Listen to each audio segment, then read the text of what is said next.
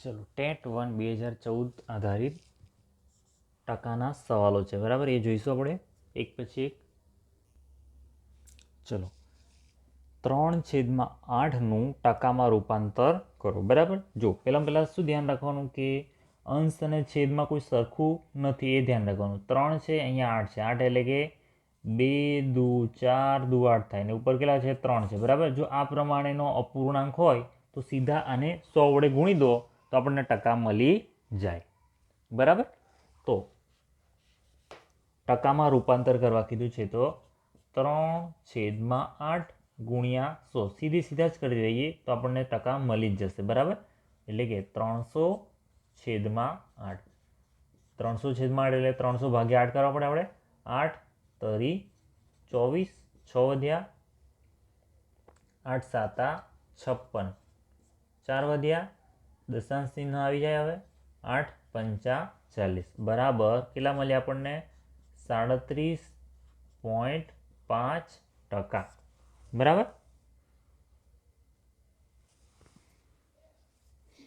ક્યારે મળે પણ? જો અહીંયા 3/8 મતલબ કે આ અપૂર્ણાંક કેવો છે? આપણો શુદ્ધ અપૂર્ણાંક છે, ત્યારે જ મળે, બરાબર. જો આ રીતે ના ખબર પડે તો તમારે શું કરવાનું? અંશ અને છેદ બંનેમાં તમારે 100 વડે ગુણવા પડે, આવી રીતે, બરાબર. અહીંયા પણ સેમ એવું જ થશે. 300/8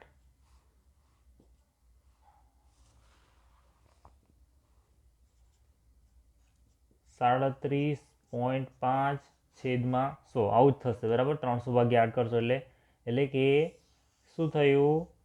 અહીંયા આપણે શું કરીએ? અહીંયા આવી રીતે લખી શકીએ 3/8 ગુણ્યા 100%, બરાબર. આવું કહી શકીએ. એટલે કે 100/100 એટલે કે 37.5 કેટલા? 100માંથી, બરાબર. 100માંથી 37/5.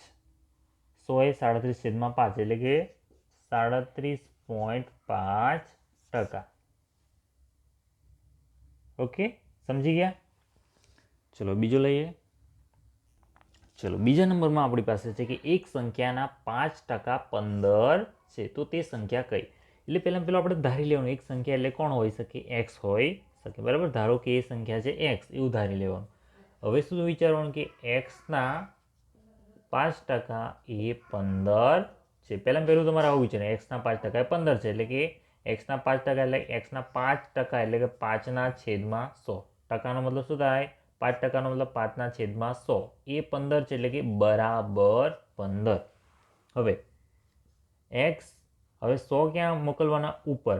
અંશ અને છેદ, બરાબર. છેદ બરાબરની આ બાજુ મોકલીએ તો અંશમાં જતો રહે અને અંશ હોય એ છેદમાં જતો રહે. એટલે કે 15 100 ઉપર જતા રહ્યા અને 5 15ની નીચે, બરાબર. હવે જો અહીંયા 15 છે, અહીંયા 5 છે. 5 તરી 15 થાય, મતલબ કે એક્સ બરાબર 15, 5 તરી 15. આ 5, આ 5 એટલે 3 ગુણ્યા 100 માટે એક્સ બરાબર 300 મળ્યા. એટલે કે તે સંખ્યા કઈ હશે? 300 હશે.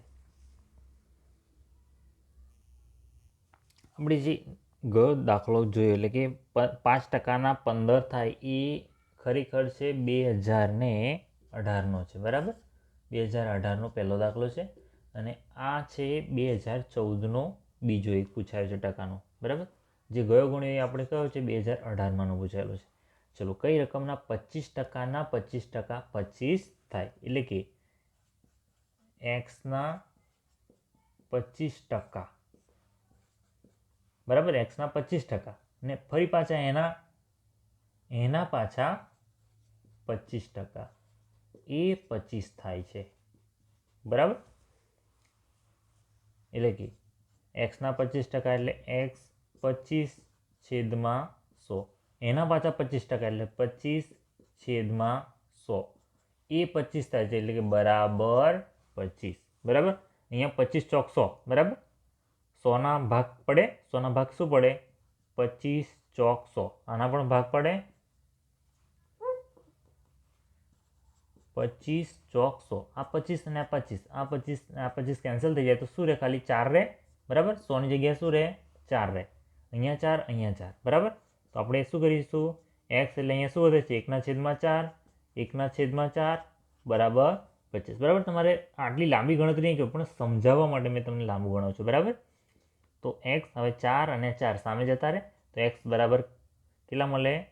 તો 25 × 4 × 4. જો મેં અહીંયા 4 ચોક 16 ડાયરેક્ટ નથી કરી દીધું. કેમ ખબર? કે અહીંયા 25 છે, અહીંયા 4 છે, એટલે 25 ચોક 100 થઈ જાય છે ને 100 × 4 બરાબર કેટલા થઈ જશે? 400. માટે એક્સ બરાબર 400. જો હવે 4 ચોક 16 કરી દઈએ તો 16 ગુણ્યા પાછા શું કરવું પડે? આપણે 25 કરવા પડે. 16 × 25 કરો એટલે તમારે ગણતરી લાંબી થઈ જાય, પણ એના માટે શું કર્યું આપણે? 25નો 4 સાથે ગુણાકાર કર્યો. 25 ચોક 100 ચોક 400. બરાબર, આવી નાની નાની ગણતરી આપણને ઝડપી ગણતરી કરાવી શકે. ચલો, આ 2018માં પૂછાયેલો બીજો દાખલો છે ટકાનો. બરાબર, આ દાખલામાં શું મળ્યું છે? ગ્રેસ મળી ગયો હતો. બરાબર, એટલે કે આપેલા ઓપ્શન સાચા નહોતા, કે કોઈ પણ એક સમસ્યા હતી જેના લીધે આમાં ગ્રેસ મળ્યો હતો. તો આપણને શું કીધું છે? એક સંખ્યા છે એના 28% અને 40%, આના વચ્ચેનો જે તફાવત છે 198 છે. બરાબર, એટલે આપણે એનો સીધો તફાવત શોધી કાઢીએ સીધો. તો 40% ઓછા 28%. બરાબર, તફાવત કેટલો મળે? 12%નો તફાવત મળે. એ 12% એ જ કેટલા થાય? 198 થાય. એટલે કે એક્સના 12% એ 198 છે. બરાબર, સીધું સીધું જ મળી જાય. એટલે એક્સના 12% એટલે કે 12/100 બરાબર 198. માટે એક્સને સૂત્ર કરતા બનાવીએ તો 100 ઉપર જતા રહે. 12/198 ગુણ્યા 100/12. હવે શું કરી દેવાનું? 2 શૂન્ય લગાવી દેવાના, ભાગાકાર કરવાનો 12 વડે. 12 એકા 12, 7 વધ્યા 78, 12 સાતા 84, 12 છંગ 72. બરાબર, 678 ઉપરથી ઉતારીએ 0, 12 પંચા 60, 0 0 ભાગના 4 એનું 0. બરાબર કેટલા મળી જાય? એક્સ બરાબર મળી જાય 1650. બરાબર,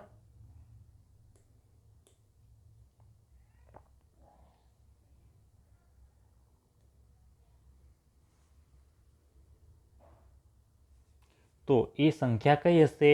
તો એ સંખ્યા હશે એક્સ બરાબર કેટલા મળશે આપણને? 1650. બરાબર,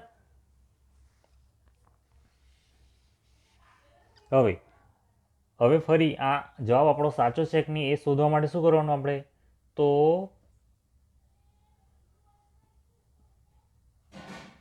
એક્સના 12% શોધી કાઢવાના. એટલે કે 1650ના 12%, એટલે કે 1650 ગુણ્યા 12/100, 0 0. બરાબર, આ રીતે તમે ચલો અહીંયા 5, ચલો 1 0 1 0 જતું રહ્યું. અહીંયા 12ની જગ્યાએ 6 દુ 12 કર્યા અને અહીંયા 5 દુ 10, 2 કેન્સલ કરી નાખ્યા. બરાબર, 33 5 થશે 165. આ 5 અને આ 5 કેન્સલ જતા રહે તો 33 ગુણ્યા 6. બરાબર, 33 ગુણ્યા 6 કરીએ આપણે. 33 ગુણ્યા 6, 6 તરી 18, 6 તરી 18 ને 19. બરાબર, 198 આવી જાય છે. બરાબર, એટલે કે આપણો જવાબ કેવો છે? સાચો છે. બરાબર, જે ગ્રેસ વાળો છે આ દાખલો, એમાં એક્સની કિંમત કેટલી મળે છે? 1650. ચલો, હવે આપણી સ્પેશિયલ ટેટનો પૂછાયેલો છે. સ્પેશિયલ ટેટ 1 2025માં જે પેપર પૂછાયું છે એનો એક દાખલો જોઈ લઈએ. ચલો, સવાલ એવો છે કે એક વિદ્યાર્થીએ 80 ગુણમાંથી 60 ગુણ મેળવ્યા છે. 80માંથી 60 ગુણ મેળવ્યા છે. તેણે કેટલા ટકા ગુણ પ્રાપ્ત કર્યા હશે? હવે ટકા શોધવાના છે. તો 80માંથી મેળવેલ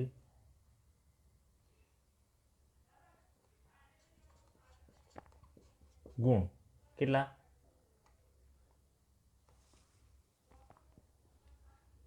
60.